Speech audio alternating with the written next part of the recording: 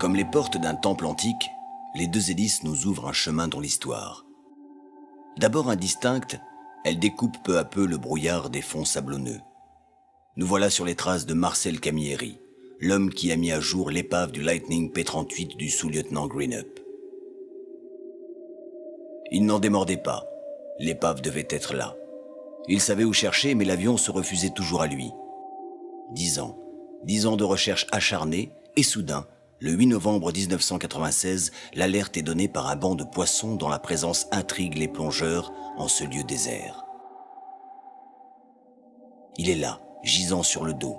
L'avion se dévoile par 40 mètres de fond. Que vient-il faire ici, dans cette baie des Lecs, en rade de la Ciotat? Les informations manquent. Par chance, le cockpit est intact. Les plongeurs s'y engouffrent.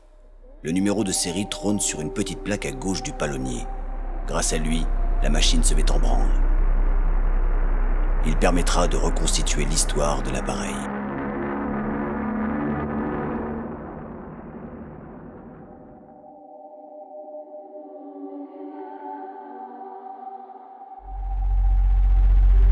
Le Lockheed Lightning P-38, la double queue du diable comme l'appelaient les Allemands, a été dessiné par Kelly Johnson pour répondre à un appel d'offres du gouvernement américain à la recherche d'un intercepteur de haute altitude.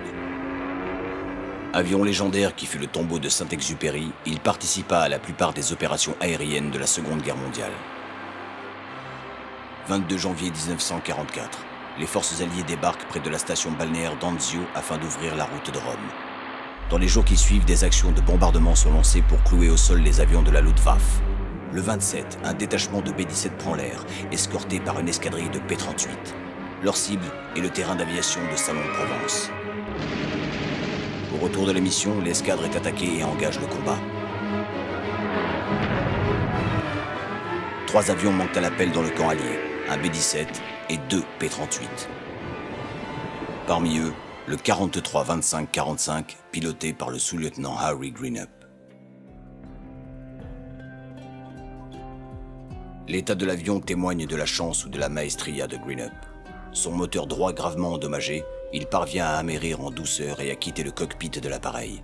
Il est fait prisonnier et libéré en avril 1945, il rejoint son pays natal. Mais son histoire ne s'arrête pas là. 11 ans plus tard, accompagné de sa femme et de 2 amis, il perd le contrôle de sa voiture dans un virage aux abords de Denver et plonge dans le Colorado. Ainsi va la vie d'un tombeau sous-marin à l'autre, nul n'échappe à son destin. Pourtant, aujourd'hui, dans l'atmosphère crépusculaire des fonds marins de la rade de la Ciotat, la carcasse du P-38 de Greenup n'est pas perdue pour tout le monde et alimente le cycle perpétuel de la vie. Qu'importe l'histoire pour les congres, murènes et autres homards qui ont trouvé refuge dans le ventre de l'oiseau de Kelly Johnson.